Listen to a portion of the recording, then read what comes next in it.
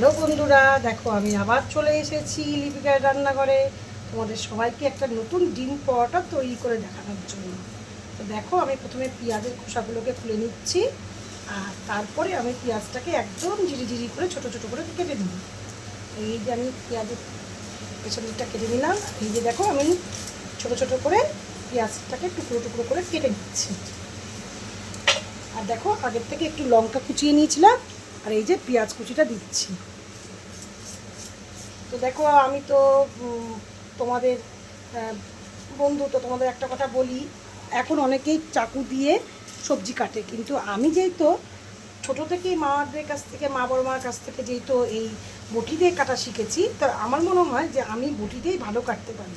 তাই কিন্তু আমি চাকু দিয়ে কাটি না, তবে কাটি না একদমই না তা না, তবে কোনো সময় বিশেষে কাটি, তবে কিন্তু বেশিরভাগটাই কাটি আমি এই বটির সাহায্যে।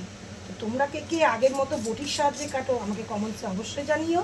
আর এই ডিম পাওয়াটা তোমরা কে কে খেয়েছো আগে, সেটাও কিন্তু কমেন্ট করে আমাকে জানাতে পারো। আর তোমরা কে কে কোথা থেকে দেখছো আমার এই ভিডিওটা, সেটাও আমাকে জানিও কমেন্টের মাধ্যমে, ঠিক আছে? তো এই যে হয়ে গেল আমার পেঁয়াজ আর এই লঙ্কা কুচি কুচি করে দিয়েছি। দেখো এবার আমি দিব পরিমাণ মতো ময়দা, যতটুকু তোমার প্রয়োজন তুমি ততটুকুটাই দিতে পারো। এই যে আমি একটু ময়দা দিয়ে দিলাম। এবার ময়দাটা রেখে আমি দেবো একটু লবণ। চট করে একটু হাতটা ধুয়ে নিই। লবণ তোমরা যে যতটুকু লবণ খেতে ভালোবাসো সে ততটুকুটাই লবণ দেবে। আর দিব আমি একটু সাদা তেল, একটু ময়ান দেওয়ার জন্য সুন্দর করে সাদা তেল, ঠিক আছে? আর দেবো আমি দুটো ডিম। দু তিনটা ডিম দিলে তবে না ডিম পাওয়াটা সুন্দর হবে। এবার আমি দুটো ডিম দেবো, আর এই যে পেঁয়াজটাকে পরে স্যালাড হিসাবে কেটে নেব। এবার আমি দুটো ডিম দেব।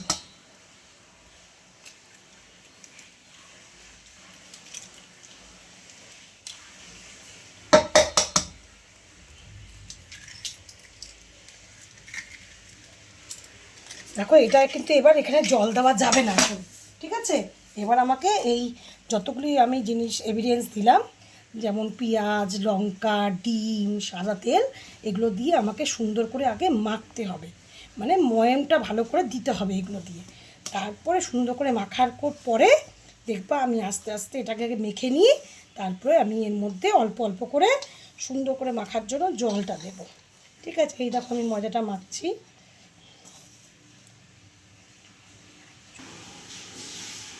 দেখো বন্ধুরা, আমি দেখো আটাটাকে এইভাবে মাখলাম ময়দাটাকে।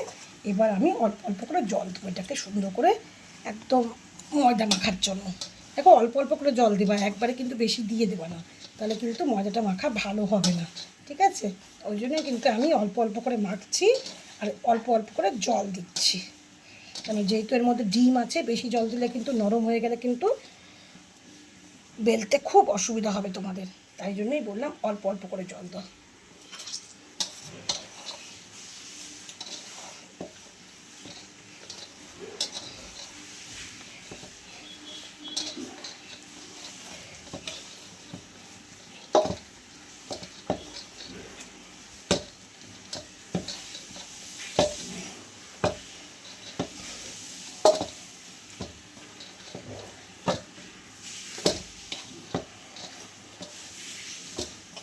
আমার ময়দাটা একটু মাখা নরমই হয়ে গেছে, তো ঠিকই আছে, কোনো ব্যাপার না। তোমাদেরও যদি ময়দা এরকম নরম হয়ে যায়, তোমরা হয় তেল অথবা আবার একটু ওপর দিতে ময়দা দিয়ে ডলে নিলেই কিন্তু সুন্দর করে ময়ামটা কিন্তু হয়ে যাবে।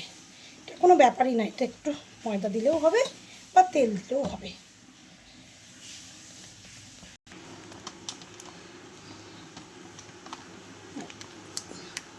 দেখো বন্ধুরা, এই যে অল্প অল্প করে একটু ময়দা আমাকে দিতে হবে। হ্যাঁ, ব্যাস ব্যাস না মাখতে।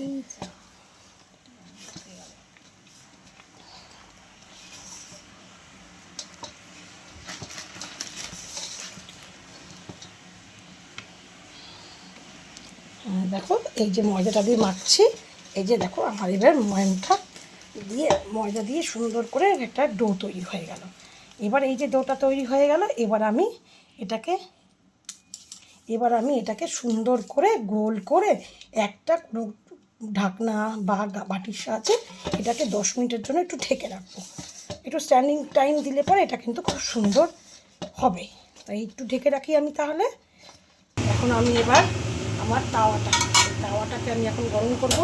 এই তাওয়াটা কিন্তু আমার খুব লাকি তাওয়া, বুঝতে পারছো কেন বললাম এই কথাটা? আমার যবে থেকে সংসার শুরু হয়, মানে মোটামুটি 20 বছর হয়ে গেল আমার সংসার করা তোমার দাদার সঙ্গে।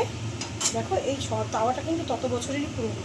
এই তাওয়াটা আমাকে এত ভালো সার্ভিস দেয় যে এই তাওয়াটাকে আমি ছাড়তেই পারি না। আমার বাড়িতে আরও অনেক তাওয়া আছে, কিন্তু এই তাওয়াটাতে আমি মোগলাই বা যে কোনো সাদা পরোটা এই জাতীয় জিনিসগুলো তো আমি করি। আর আমার কিন্তু ভীষণই এই তাওয়াটা পছন্দের তাওয়া। তাই এই তাওয়াটাকে আমি চেষ্টা করি সবসময় একটু ভালো করে রাখার, যাতে এই তাওয়াটা ভালো থাকে আর আমিও সুন্দর করে এটাতে যে কোনো খাবার করতে পারি। এই যে তেল ঢেলে দিলাম সাদা তেল। এবার দেখো বন্ধুরা, এই তেল দেওয়ার পরে আমি একটু ময়দা, এই ময়দাটা দিলাম আমি কিছুটা। যাতে তোমরা যে কেউ চাইলে পারে কেউ আটা দিয়েও বেলতে পারো, কোনো ময়দা দিয়েও বেলতে পারো, আবার তেল দিয়েও বেলতে পারো, সেটা তোমাদের সম্পূর্ণ নিজস্ব ব্যাপার। তো আমি যেই তো আজকে মনে হলো যে আজকে আমি ময়দা দিয়েই বেলবো, ঠিক আছে, তাই আমি ময়দাটাকে নিলাম। তো আমি যে তখনটা বলেছিলাম যে যদি ময়দা মাপতে গিয়ে বা আটা মাপতে গিয়ে যদি আটাটা একটু নরম হয়ে যায়, তাহলে চাইলে পরে একটু আটা ময়দা বা একটু তেল দিয়ে কিন্তু এটাকে কিন্তু সুন্দর করে মাখা যায়। কিন্তু একটু ভালো করে তেল দিয়ে বা আটা ময়দা দিয়ে মাখলেই কিন্তু জিনিসটা কিন্তু আবার সেই আগের মতো সুন্দর শক্ত হয়ে যায়। তো তাতে আমাদের বেলতেও খুব সুবিধা হবে। ওই জন্য এই টিপসটা তোমরা কে কে জানতে, যদি কেউ জেনে থাকো তাহলে অবশ্যই আমাকে কিন্তু জানিও।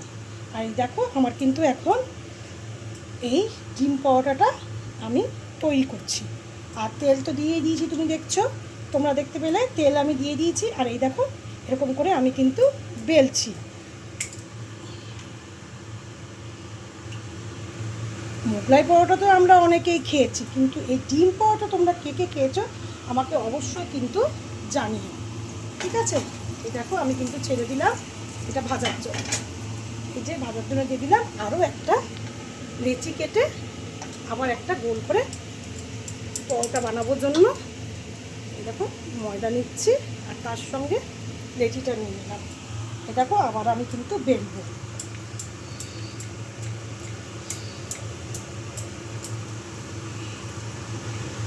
কারা কারা আছো আমার মতো এরকম, যারা নিত্য নতুন রান্না দেখতে ভালোবাসো বা নিত্য নতুন রান্না খেতে ভালোবাসো? আমি কিন্তু এখনও পর্যন্ত সেই আমার বিয়ের পরে যে আমি এই মানে রান্না বান্না জানতাম না, আস্তে আস্তে করা শিখেছি। কারণ আমার শাশুড়ি মা কিন্তু দারুণ রান্না করতে পারেন। ওনার এখন বয়স হয়ে গেছে, এখন উনি আর রান্না করেন না, ওনার বাড়িতে মাসি রাখা হয়েছে, ওই মাসিই রান্না করছে। কিন্তু আমার শাশুড়ি হাতের রান্না কিন্তু খুব সুন্দর। আমি কিন্তু তেমনটা কিছুই জানতাম না, কিন্তু আমি এই মোবাইল বা টিভি বা পাড়া প্রতিবেশী কাকিমারা বা আমার দিদি, আমি কিন্তু এদের কাছ থেকে অনেক জায়ম্বু, এদের কাছ থেকে কিন্তু অনেক রান্না শিখতে পেরেছি। তো আমি কিন্তু এখনও কিন্তু সেগুলো কিন্তু দেখি আর টুকটুক করে ছেলে মেয়েকে রান্না করে খাওয়ানোর চেষ্টা করি। তো আমার মতো কেউ আছো নাকি এরকম যে এখনও পর্যন্ত এইসব রান্নাবান্না দেখে রান্নাবান্না শিখছো? তো যাই হোক, রান্নাবান্না শিখতে শিখতে কিন্তু একটা দিন কিন্তু তুমিও অনেক ভালো রান্না করতে পারবে। দেখো পরোটাটা তৈরি হচ্ছে।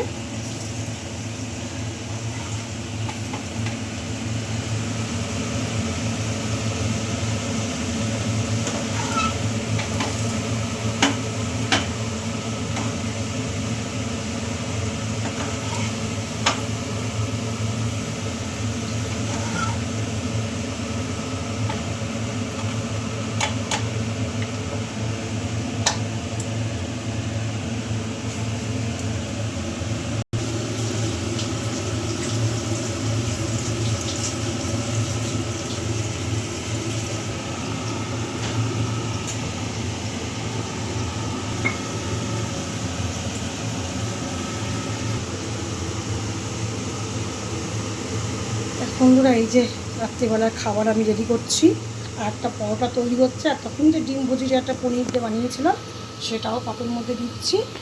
তো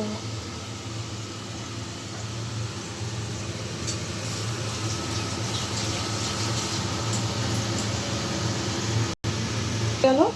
তো এই ডিম ভুজিয়া পনির দিয়ে আর এই ডিম পরোটা তোমরাও তৈরি করে খেও যদি তোমাদের ভালো লাগে। আর যদি ভালো লেগে থাকে এই খাবারটা তৈরি করে খাওয়ার পর, তাহলে কিন্তু অবশ্যই আমাকে কমেন্টস করে জানিও, আর আমার পাশে থেকেও, আর আমাকে সাবস্ক্রাইব করো, আর আমাকে লাইক করো, আর এইভাবে আমার পাশে, আমার এই জার্নিতে আমার পাশে থাকো সবাই। গুড নাইট বন্ধুরা।